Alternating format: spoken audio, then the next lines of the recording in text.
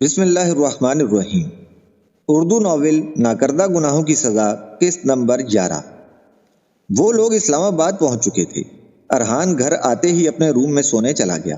وہ 2 راتوں سے مسلسل جاگ رہا تھا۔ اس نے فجر سے کوئی بات نہ کی اور نہ اس کی طرف دیکھا۔ وہ شاید بھول گیا تھا اس کے ساتھ فجر بھی ہے۔ فجر وہیں ہال میں رکھے صوفے پر بیٹھ گئی۔ وہ روم میں نہیں جانا چاہتی تھی اور نہ ارحان کا سامنا کرنا چاہتی تھی۔ اسے ارحان سے عجیب وحشت سی ہو رہی تھی۔ وہ یہاں سے کہیں دور بھاگ جانا چاہتی تھی، مگر وہ یہاں سے کہاں جاتی؟ اب اس کا سب کچھ ارحان ہی تھا۔ انہی سوچوں میں غلطاں وہ صوفے پہ بیٹھے بیٹھے سو گئی۔ صبح اس کی آنکھ کھٹر پھٹر کی آواز سے کھلی تو شاید کچن سے آواز آ رہی تھی۔ وہ دوپٹہ کندھے پہ ڈالتی ہوئی اٹھی اور کچن کی طرف بڑھی۔ ارحان کچن میں اپنے لیے ناشتہ بنانے میں مصروف تھا۔ اس نے فجر کی موجودگی کا کوئی نوٹس نہیں لیا اور انڈا پھینٹنے میں مصروف رہا۔ فجر خاموشی سے کھڑی اسے دیکھتی رہی۔ بلیک شرٹ پہنے جس کی آستینیں کوہنیوں تک فولڈ تھیں، اس کے مضبوط ہاتھ جھلک رہے تھے۔ ماتھے پہ بکھرے بے ترتیب سے بال اس پہ اچھے لگ رہے تھے، مگر ماتھے پہ لاتعداد شکنیں پڑی تھیں۔ فجر الٹے قدموں واپس پلٹ آئی۔ اسے شدت سے رونا آ رہا تھا۔ آنسو پلکوں کی باڑ توڑ کر باہر آنے کو بےتاب تھے۔ وہ صوفے پہ سر جھکائے بیٹھی رونے لگی۔ کچھ دیر بعد کسی کی موجودگی کا احساس کر کے اس نے پلکیں اوپر اٹھائیں تو ارحان تسلی سے کھڑا اسے دیکھ رہا تھا۔ فجر نے فوراً اپنی آنکھوں سے بہتے آنسو ہاتھ کی پشت سے رگڑے اور اٹھ کھڑی ہوئی۔ میں نے تو تمہیں ابھی کچھ نہیں کہا اور تم یہاں بیٹھی رو رہی ہو۔ ارحان نے اس کی کلائی پکڑ کر اسے اپنی طرف کھینچا اور وہ نازک سا وجود اس کے سینے سے آ لگا۔ فجر نے اپنی نم پلکیں اٹھا کر اسے دیکھا۔ ارحان نے اس کی کلائی اس کے کمر کے پیچھے لے جا کر بے دردی سے موڑ دی۔ تکلیف سے فجر کا چہرہ سرخ ہو گیا، مگر اس نے اف تک نہ کی، مگر آنکھوں سے آنسو خاموشی سے بہہ رہے تھے۔ وہ یک ٹک اس کا چہرہ دیکھ رہی تھی۔ وہ اس کے بہت قریب تھا، اتنا قریب کہ اس کی سانسیں اسے اپنے چہرے پہ محسوس ہو رہی تھیں۔ وہ اسے ہاتھ بڑھا کے چھونا چاہتی تھی، مگر وہ یہ بھی جانتی تھی کہ اب اس کے اور ارحان کے بیچ میلوں کا فاصلہ ہے جو دن بدن بڑھتا جائے گا۔ اس کے ہاتھ پہ ارحان کی گرفت سخت سے سخت تر ہوتی جا رہی تھی۔ وہ ارحان کی آنکھوں میں اپنے لیے نفرت بآسانی دیکھ سکتی تھی، وہ نفرت جو سامنے والے کو جیتے جی مار دینے کی صلاحیت رکھتی ہو۔ آنسوؤں کی روانی میں تیزی آ گئی۔ درد ناقابل برداشت ہوتا جا رہا تھا۔ تم رو نہیں، جب تم روتی ہو تو مجھے بہت تکلیف ہوتی ہے۔ ارحان ایک ہاتھ سے اس کے گالوں پہ بہنے والے آنسو صاف کرتا ہوا بولا۔ فجر آنکھوں میں حیرت بھرے اسے دیکھ رہی تھی۔ کیسا ظالم شخص تھا، تکلیف بھی دے رہا تھا اور رونے بھی نہیں دے رہا تھا۔ درد ہو رہا ہے؟ اس نے فجر کی سیاہ آنکھوں میں جھانکتے ہوئے پوچھا۔ وہ صرف نفی میں سر ہلا سکی۔ ارحان نے ایک زوردار جھٹکے سے اسے خود سے دور کیا۔ وہ پلٹ کے صوفے پہ جا گری۔ وہ اس کی طرف دیکھے بغیر گھر سے نکل گیا۔ فجر نے اپنے ہاتھ کی طرف دیکھا جو سوج کے سرخ ہو چکا تھا۔ اس کا دل کیا وہ چیخ چیخ کے روئے، مگر اسے اب ایسے درد برداشت کرنے تھے۔ وہ وہیں بیٹھی اپنی قسمت کا ماتم کر رہی۔ صبح سے شام ہو گئی۔ شام میں جب ارحان گھر لوٹا تو اسے ویسے ہی بیٹھے پایا جیسے وہ اس کو چھوڑ کے گیا تھا۔ وہ اس کے قریب آیا اور اس کے برابر میں سر جھکائے بیٹھ گیا۔ کچھ کھایا تم نے صبح سے؟ ارحان نے اس کی طرف دیکھ کے نرمی سے پوچھا۔ نہیں۔ فجر کے حلق سے صرف یہی الفاظ ادا ہو سکا۔ وہ ڈر گئی تھی، اب جانے آگے کیا سزا ملنے والی ہے۔ ارحان ایک نظر اس پہ ڈال کے اٹھ گیا اور کچن کی طرف بڑھا۔ جب وہ کچن سے نکلا تو اس کے ہاتھ میں کھانے کی ٹرے تھی۔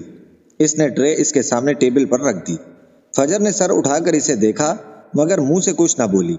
کھانا کھا لو، ارحان نے اس کی طرف دیکھے بغیر کہا اور اس کے برابر میں بیٹھ گیا۔ فجر نے کچھ کہے بغیر چمچ اٹھانے کی کوشش کی، مگر اس کے ہاتھ سے چمچ گر گیا، کیونکہ اس کا ہاتھ بالکل سوج چکا تھا۔ ارحان نے چمچ گرنے کی آواز پہ اس کی طرف دیکھا، پھر اس کے ہاتھ کی طرف دیکھا۔ فجر سر جھکائے ضبط سے ہونٹ کاٹ رہی تھی۔ ارحان نے آگے بڑھ کر اس کی پلیٹ میں کھانا ڈالا اور خود چھوٹے چھوٹے نوالے بنا کر اس کے منہ میں ڈالنے لگا۔ فجر کی آنکھوں سے اشک رواں تھے، مگر ارحان کا چہرہ ہر قسم کے تاثرات سے خالی تھا۔ چہرے پہ سختی کھنڈی تھی۔ فجر کھانا کھا چکی تو وہ ٹرے اٹھا کر واپس کچن کی جانب بڑھ گیا۔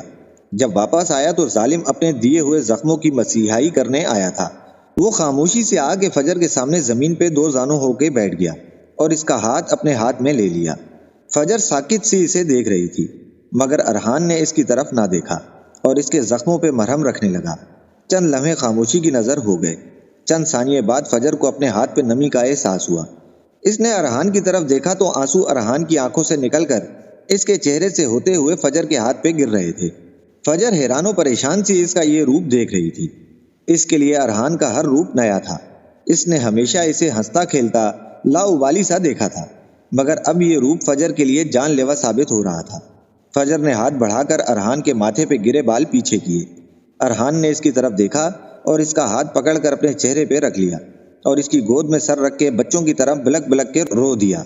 فجر کے آنسو ارحان کے بالوں میں جذب ہو رہے تھے۔ پتا ہے تمہیں میں تم سے کتنا پیار کرتا ہوں، جنون کی حد تک چاہتا ہوں میں تمہیں، میں نے اپنی زندگی تمہارے بغیر کبھی تصور ہی نہیں کی۔ اس کی آواز اتنی ہلکی تھی فجر کو بمشکل سنائی دی۔ ارحان، فجر نے تڑپ کے اسے پکارا، پلیز کچھ مت کہنا، مجھے بولنے دو۔ ارحان یکدم سے دھاڑا۔ فجر سہم کے رہ گئی۔ اس کا دل کسی ننھے پنچھی کی طرح پھڑ پھڑایا تھا۔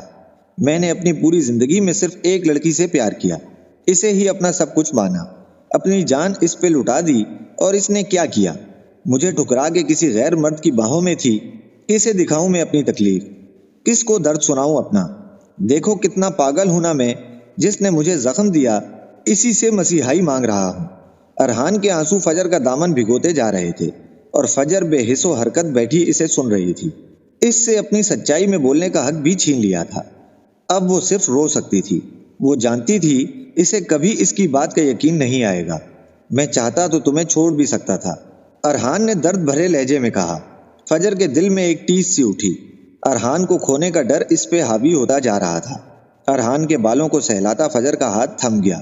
مگر میں تمہیں نہیں چھوڑ سکتا، اگر تم مجھ سے دور چلی گئیں تو مر جاؤں گا میں۔ فجر نے کرب سے آنکھیں میچ لیں۔ کتنے آرام سے اس نے کہہ دیا وہ مر جائے گا، یہ سوچے سمجھے بغیر کہ اس کے بعد فجر کا کیا ہوگا۔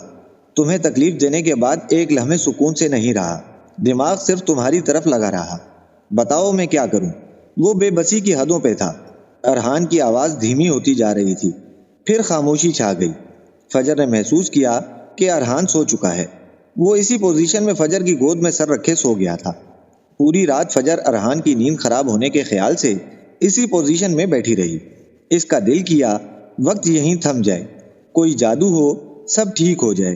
وہ پوری رات بیٹھی ارحان کو تکتی رہی تھی اور وہ اس کی گود میں سر رکھے کچھ دیر کے لیے صحیح مگر ہر غلط فہمی سے بے خبر ہو کے سویا رہا تھا۔ صبح ارحان کی آنکھ کھلی تو وہ ہڑبڑا کے اٹھ بیٹھا۔ اس نے چونک کے فجر کی طرف دیکھا جو ابھی تک جاگ رہی تھی۔ اس کی سرخ سوجی ہوئی آنکھیں دیکھ کر ارحان کو اندازہ لگانے میں ایک لمحے کی دیر نہ لگی کہ وہ ساری رات جاگتی رہی ہے۔ ارحان فوراً اٹھ کھڑا ہوا۔ تم سوئی نہیں؟ اس نے فجر کی طرف بغور دیکھتے ہوئے پوچھا۔ وہ صرف نفی میں سر ہلا سکی۔ اسی پل ارحان کے دل نے گواہی دی کہ یہ لڑکی تمہیں دیوانوں کی طرح چاہتی ہے، اسے مت ٹھکراؤ۔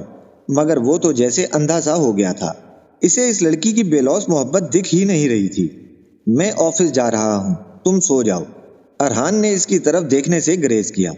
میں ناشتہ بنا دیتی ہوں، فجر نے اٹھتے ہوئے کہا۔ نہیں، مجھے پہلے ہی کافی لیٹ ہو گیا ہے آفس سے۔ ارحان نے ہاتھ کے اشارے سے اسے روک دیا اور اس کی طرف دیکھے بغیر گھر سے نکل گیا۔ فجر خاموشی سے اسے جاتا دیکھتی رہی۔